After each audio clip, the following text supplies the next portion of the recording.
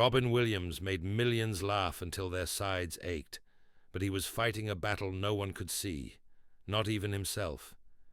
3 times in his life, joy would turn to ashes in his mouth.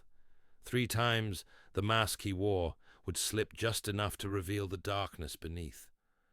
3 times he would reach for something to fill the emptiness that fame had carved into his soul.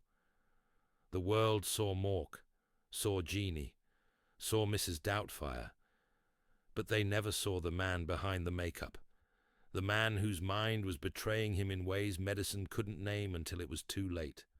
Robin Williams had the gift of laughter, but the curse of laughter is that it echoes loudest in empty rooms, and his rooms, despite the crowds, despite the Oscars, despite the love, were always, always empty. Don't forget to subscribe to my channel and like the video for your support. Thank you for subscribing.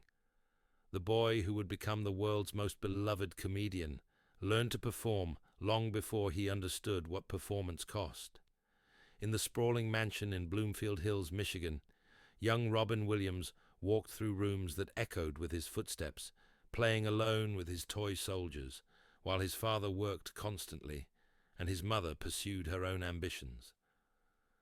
The house was big enough for a family of 20, but it held only 3, and most days it felt like Robin was the only one there.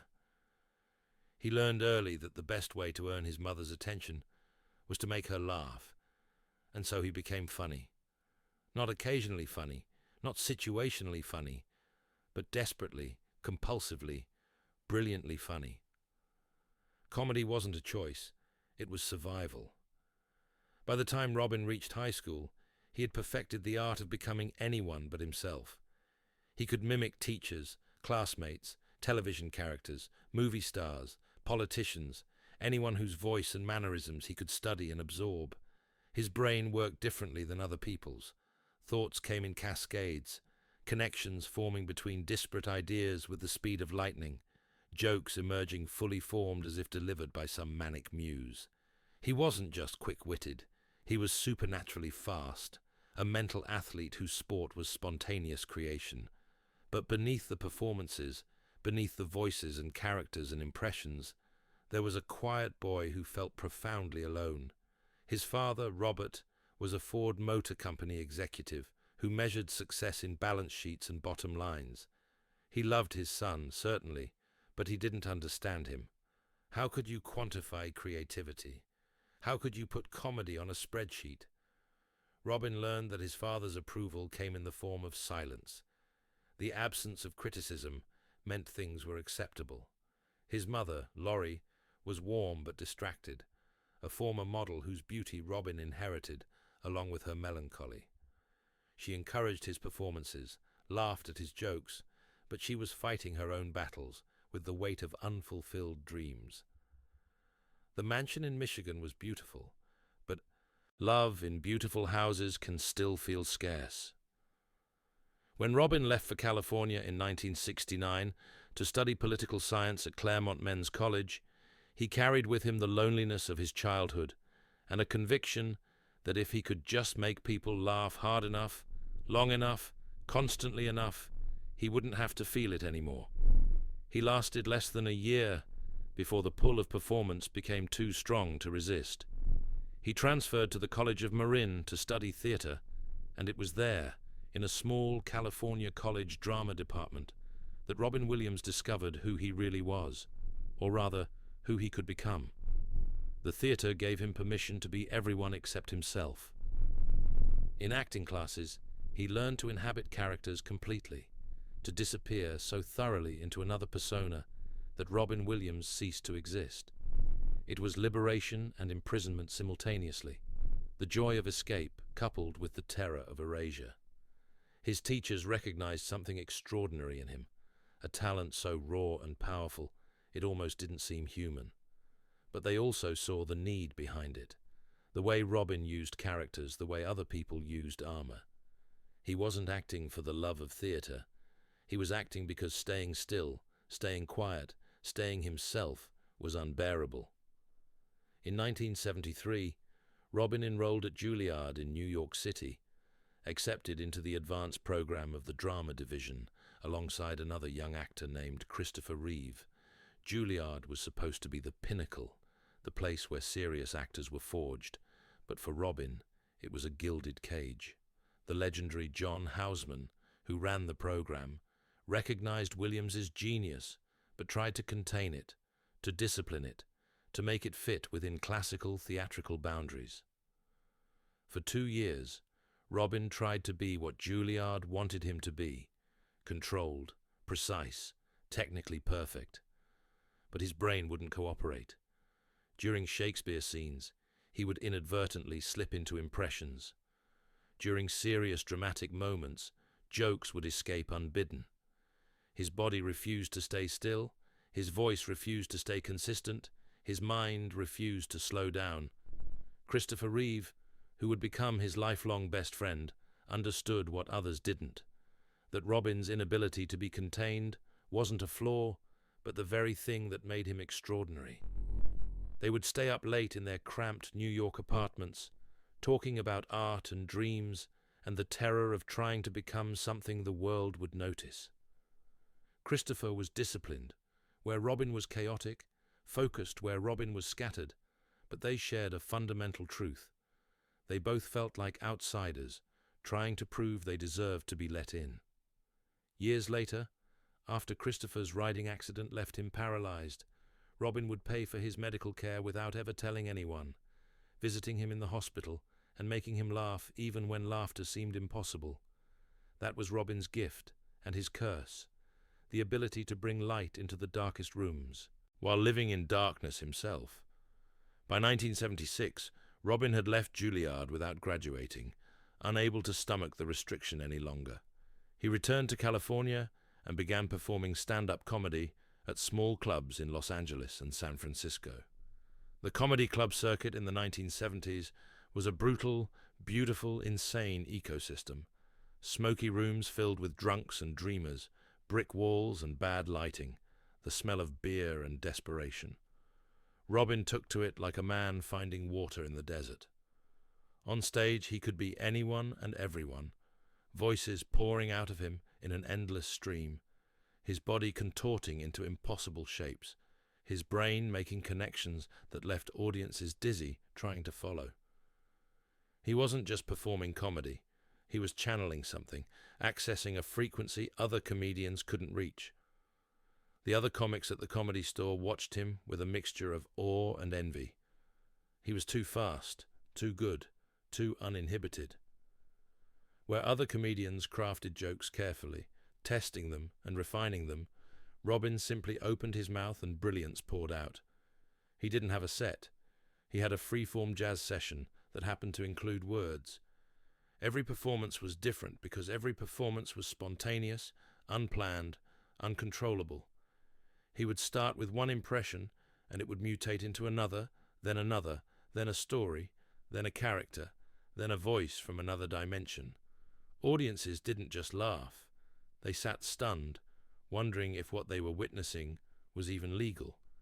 But the energy that made Robin Williams a genius on stage made him exhausting off it. He couldn't turn off. The characters followed him home. The voices continued in conversations. The manic energy that electrified audiences became overwhelming in intimate settings. His first marriage, to Valerie Velarde in 1978, was both a love story and a cautionary tale. Valerie was a dancer, beautiful and grounded, and she loved Robin with a fierce protectiveness. But loving Robin Williams was like trying to hold lightning. You could feel the power, the brilliance, the heat, but you couldn't contain it, and eventually it would burn. The first time joy turned to ashes in Robin Williams's mouth, he was 27 years old and famous beyond his wildest dreams. Mork and Mindy premiered in September 1978, and within weeks, Robin Williams was a household name. The show was absurd, an alien from the planet Orc, living with a normal woman in Boulder, Colorado. But Robin's performance transcended the premise. As Mork, he was uninhibited, anarchic, childlike, completely free. He improvised constantly, driving the cast and crew insane with his inability to stick to scripts. The producers eventually learned to let him loose, to point the camera at him and let whatever happened happen. His catchphrase, "Nanu Nanu," became part of American culture. Children imitated him on playgrounds. Adults tuned in every week to see what impossible thing he would do next.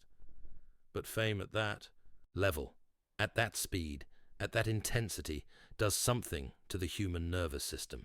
Suddenly, Robin Williams couldn't walk down a street without being mobbed, couldn't eat dinner without being interrupted, couldn't exist as himself without the world demanding he be Mork, be funny, be on. The attention he had craved his entire life, the validation he had sought through performance, arrived in such overwhelming quantities that it ceased to feel like validation at all. It felt like consumption. The world wanted to devour him, and he was expected to smile while it happened. He discovered cocaine the way most people discover medicine for pain. It helped. In the late 1970s and early 1980s, cocaine in Hollywood wasn't considered a vice, it was considered fuel. Everyone did it. The parties, the clubs, the recording studios, the sets. White powder was as common as coffee and twice as normalized. For Robin, cocaine did something magical. It helped him keep up with his own brain. The manic thoughts that exhausted him, the endless cascade of ideas and impressions and characters. Cocaine made them feel manageable, even enjoyable. On cocaine, Robin Williams wasn't overwhelming to himself. He was finally fast enough to catch his own thoughts. But cocaine is a liar, and its lies are seductive. The confidence it provided was false. The energy it gave was borrowed from tomorrow. The connection it promised was really just isolation dressed up in false intimacy. Robin's cocaine use escalated from recreational to regular to necessary. Valerie watched it happen with growing horror, but what could she do? Everyone around Robin was using. The clubs, the parties, the after-parties. They all ran on the same fuel. And Robin needed to be at those parties because that's where the work was, where the connections were made, where careers were built. Cocaine wasn't destroying his career, it was enabling it, or so it seemed. In March 1982, Robin's friend John Belushi died on the floor of Bungalow 3 at the Chateau Marmont Hotel in Los Angeles, a speedball of cocaine and heroin, stopping his heart at age 33. Robin had been at the chateau that night, partying with John hours before his death. They had done cocaine together. They had laughed together. And then Robin had left, and John had kept going. And by morning, John was dead. The police questioned Robin. The media connected him to the death. And Robin Williams looked in the mirror and saw a ghost. Not John's ghost, but his own. The ghost of who he would become if he didn't stop. He quit cocaine cold turkey in 1982, and the world praised him for his willpower, for choosing sobriety over indulgence, for saving himself. But what Robin learned in sobriety was worse than what he'd learned in addiction. The cocaine hadn't created the emptiness. It had just helped him ignore it. Without the drug, the feelings cocaine had masked came roaring back. The loneliness, the inadequacy, the bone-deep conviction that despite all his success, all his talent, all the love the world seemed to have for him, he was fundamentally unlovable. Sobriety meant feeling everything, and Robin Williams had spent his entire life avoiding feeling anything real. The second time joy turned to ashes.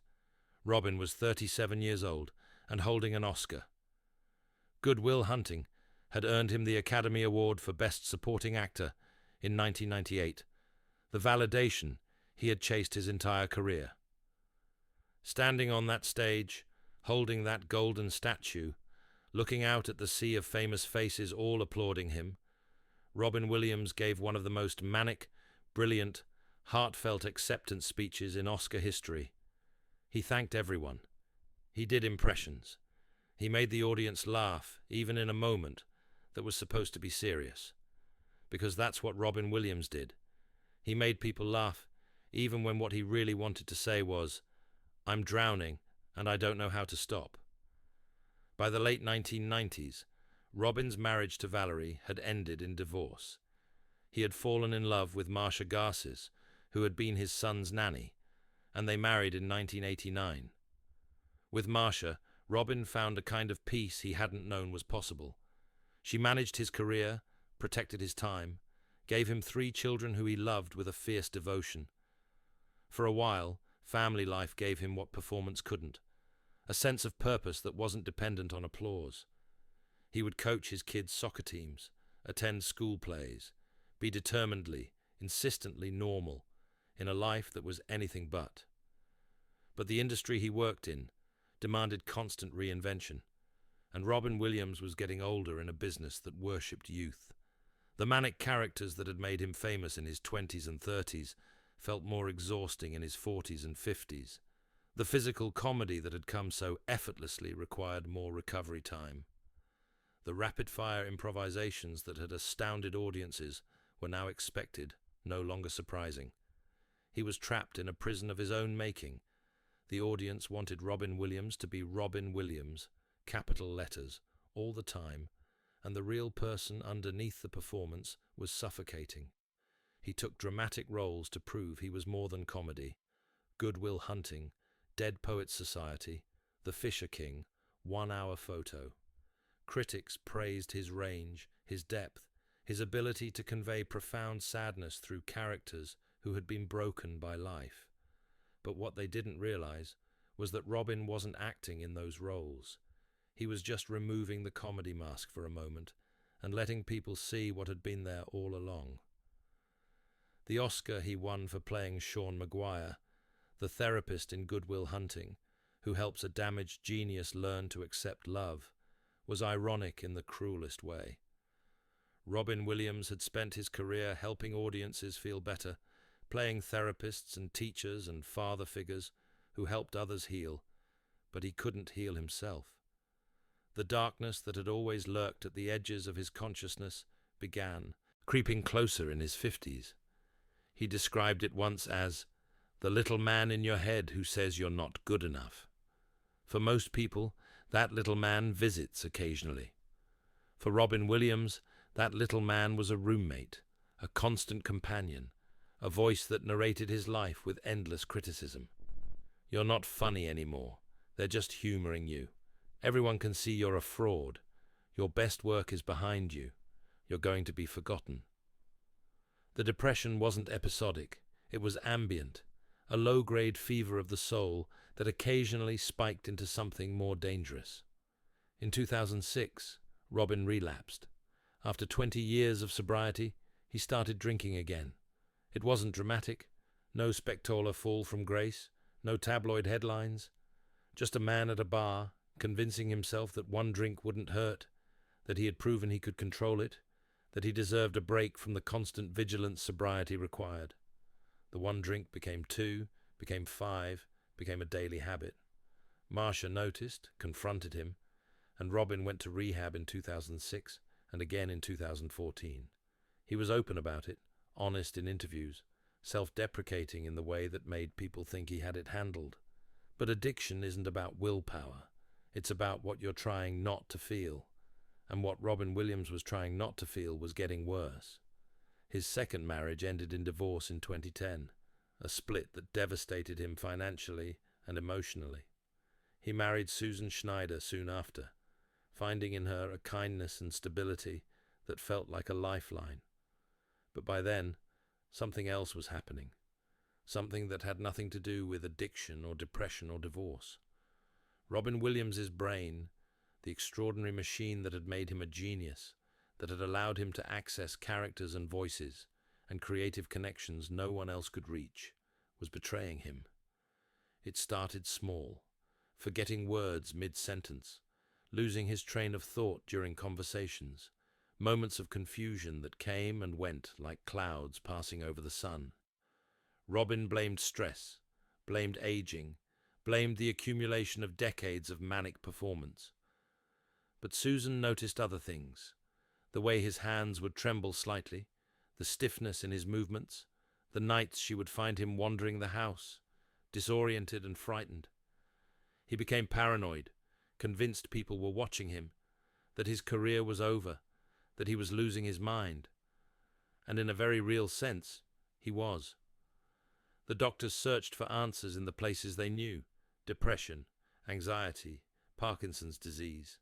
They prescribed antidepressants, anti-anxiety medications, medications for the motor symptoms that were appearing. But nothing helped. Robin Williams stood on stage at comedy clubs in 2013 and 2014, trying to recapture the magic. But the improvisations that had once flowed effortlessly now stuttered and stalled.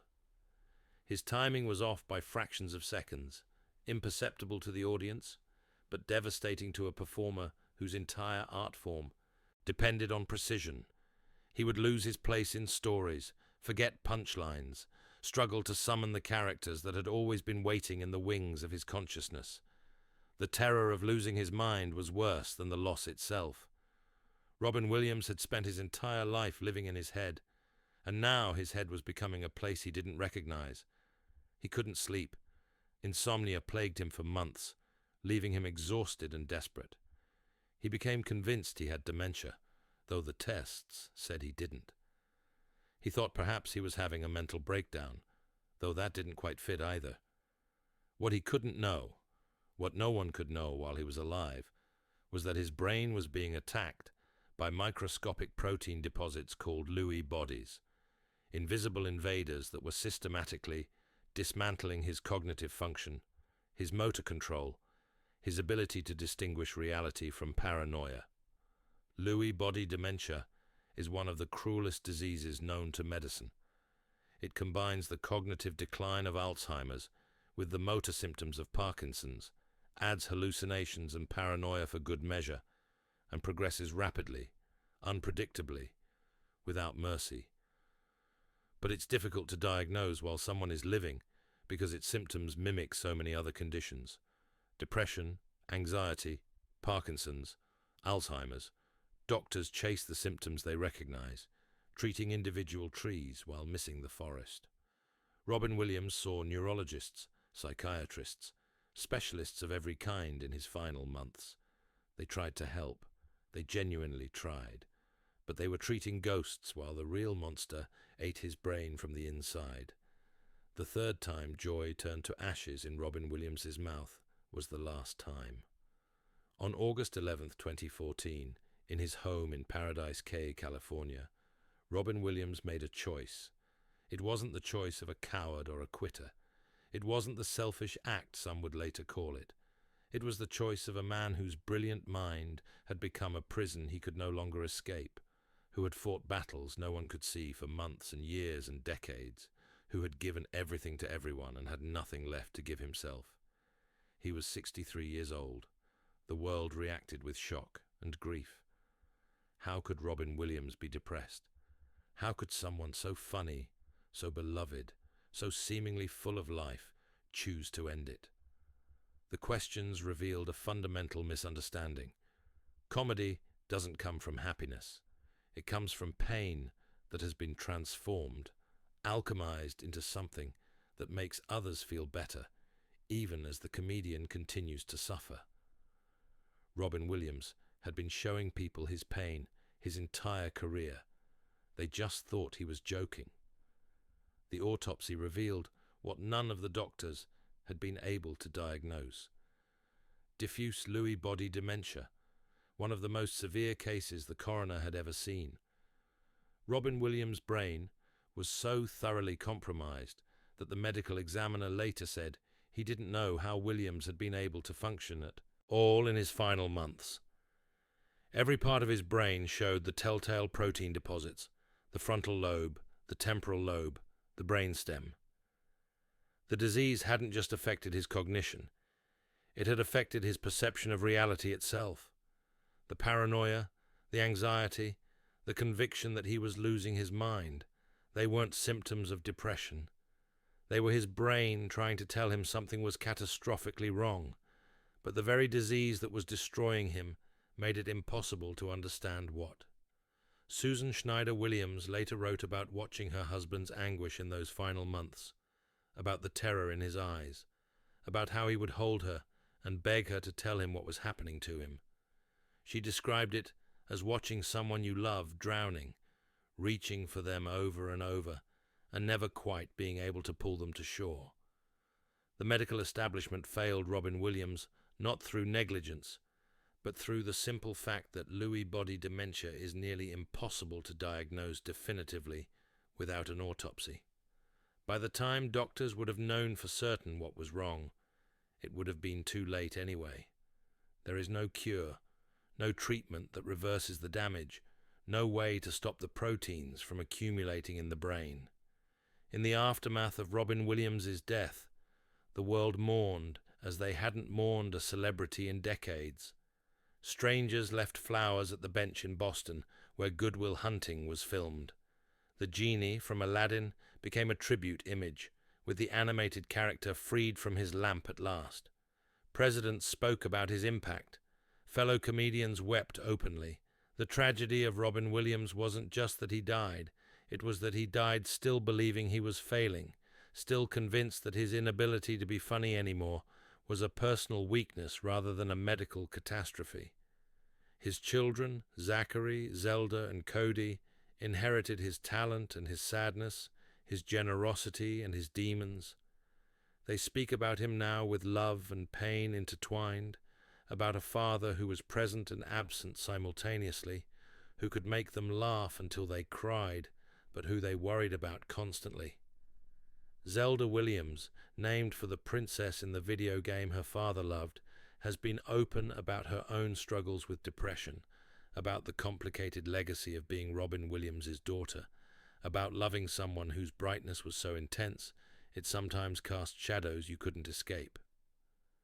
Christopher Reeve once said that Robin Williams was the only person who could make him forget he was paralyzed, who could make him laugh so hard he'd forget that he couldn't move. After Christopher's death in 2004, Robin had lost one of the few people who truly understood him, who had known him before the fame, before the masks became permanent fixtures.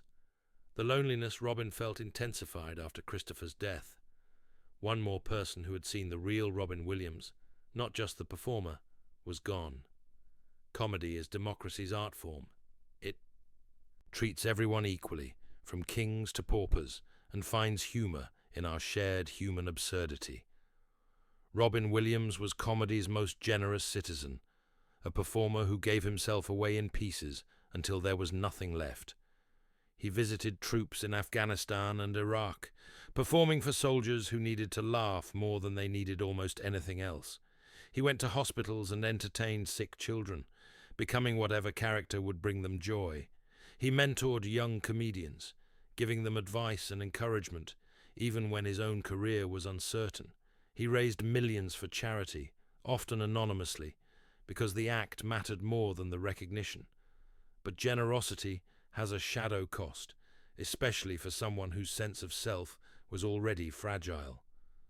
Robin Williams gave and gave and gave, and every time he gave, he felt a little less substantial, a little less real, a little more like a function than a person. The world loved what he could do for them, make them laugh, make them feel better, make their problems seem smaller. But love for what you can provide isn't the same as love for who you are. Robin Williams spent his life wondering if anyone would love him if he stopped performing, and he never got to find out, because he could never stop performing.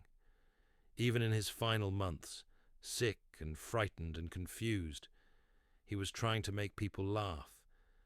It was the only way he knew how to exist. The mask Robin Williams wore wasn't malicious or deceptive. It was protective. Beneath the characters and voices and manic energy was a person who felt too much, who absorbed the world's pain and tried to transform it into something beautiful. Empathy at that level is unsustainable. You can't feel everyone's hurt and transmute it into humor without it eventually destroying you. Robin Williams was alchemy incarnate. He took the lead of human suffering and turned it into the gold of laughter. But alchemy requires heat, and Robin Williams burned for 63 years until there was nothing left to burn. In Sufi philosophy, There's a concept called fana, the annihilation of the self in the service of something greater. Robin Williams achieved fana through comedy. He dissolved himself so completely into his art, into his service to others, into his characters and performances, that the person named Robin McLaurin Williams almost ceased to exist. What remained was a vessel through which laughter flowed, a conduit for joy, a human sacrifice on the altar of entertainment. The world benefited immeasurably from his sacrifice, but Robin Williams paid the price. Lewy body dementia was the final chapter, but it wasn't the whole story. The disease explained the paranoia, the confusion, the cognitive decline, but it didn't explain the depression that had stalked him since childhood, the addiction he'd battled for decades, the profound loneliness that fame had never been able to fill. Robin Williams was sick long before the proteins began accumulating in his brain. He was sick in the way many artists are sick, with an oversensitivity to the world, an inability to not feel, an insistence on transmuting pain into beauty even as it destroys you. His legacy is complex and contradictory, like the man himself. He gave the world Mork and Mrs. Doubtfire and the Genie, characters that will live forever in the collective imagination. He gave us Dead Poets Society and Good Will Hunting, reminders that even in darkness there is wisdom and beauty. He gave us a template for generosity, for kindness, for using success to serve others. But he also gave us a warning that you can be beloved and still be lonely, that you can be successful and still be suffering, that the brightest lights often hide the deepest shadows. The lesson of Robin Williams' life isn't that comedy is tragic or that funny people are secretly sad. The lesson is simpler and more profound, that human beings are complex, that mental illness doesn't discriminate based on talent or success, that diseases of the brain are diseases like any other and deserve treatment without shame. Robin Williams fought. He fought harder and longer than most people ever understood. He fought childhood loneliness and adult isolation. He fought addiction and won, then fought it again. He fought depression for decades, and when his brain began its mysterious betrayal, he fought that too, even though he didn't know what he was fighting. August 11th, 2014, doesn't diminish the 63 years that came before it. Robin Williams's life was not defined by his death. It was defined by the laughter he gave, the joy he created, the lightness he brought to a heavy world. He made millions of people feel less alone, which is perhaps the greatest gift one human can give another. The tragedy is that he never quite managed to make himself feel less alone. The rooms of his life, despite the crowds, despite the Oscars, despite the love, remained echo chambers where laughter bounced off walls and dissipated into silence. There's a scene in Dead Poets Society where Robin's character, John Keating, tells his students, "We don't read and write poetry because it's cute. We read and write poetry because we are members of the human race, and the human race is filled with passion."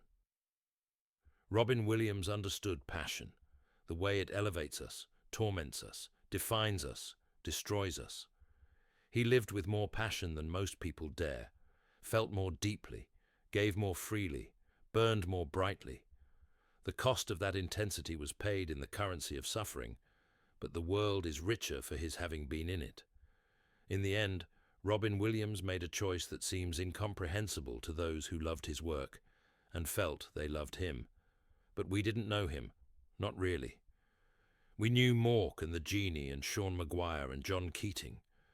We knew the characters he played and the performer he presented.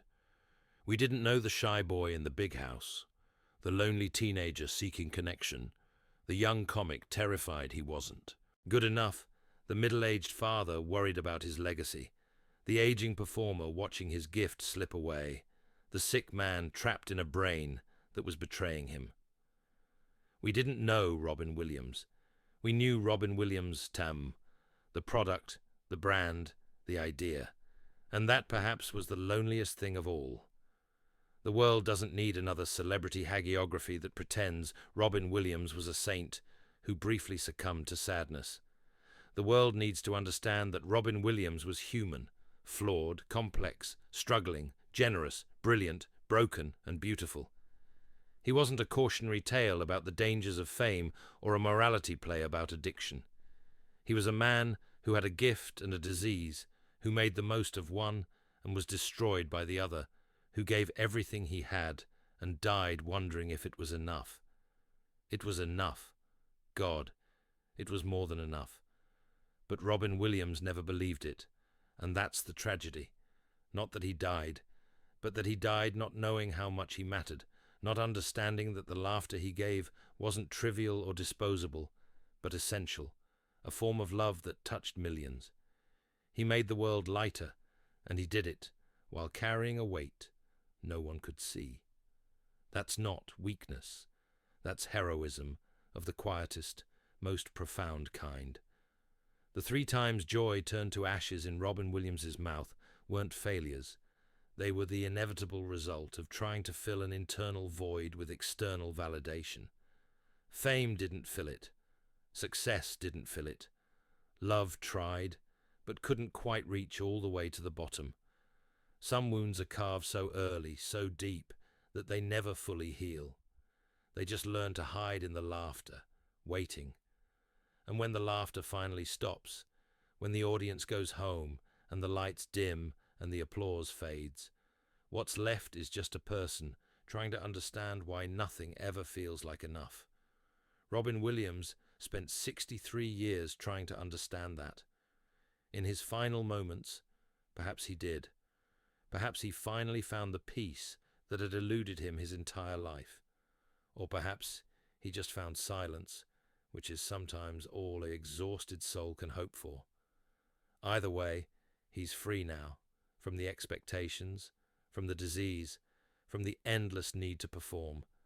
And the rest of us are left with the gifts he left behind, the laughter, the tears, the reminder that comedy and tragedy aren't opposites, but twins, and that the people who make us feel the most are often the ones suffering the most deeply. Subscribe and remember, every laugh is an act of courage, every joke a small rebellion against darkness, and every comedian who makes us forget our troubles is carrying troubles we can't imagine. Robin Williams knew that better than anyone. He lived it, embodied it, and ultimately was consumed by it. But what he created along the way, the joy, the wonder, the connection, remains. That's the gift. That's the legacy. That's what endures when the laughter finally fades and the echo chambers fall silent. Robin Williams made the world laugh, and in doing so, he made the world better. If that's not enough, then perhaps nothing ever could have been.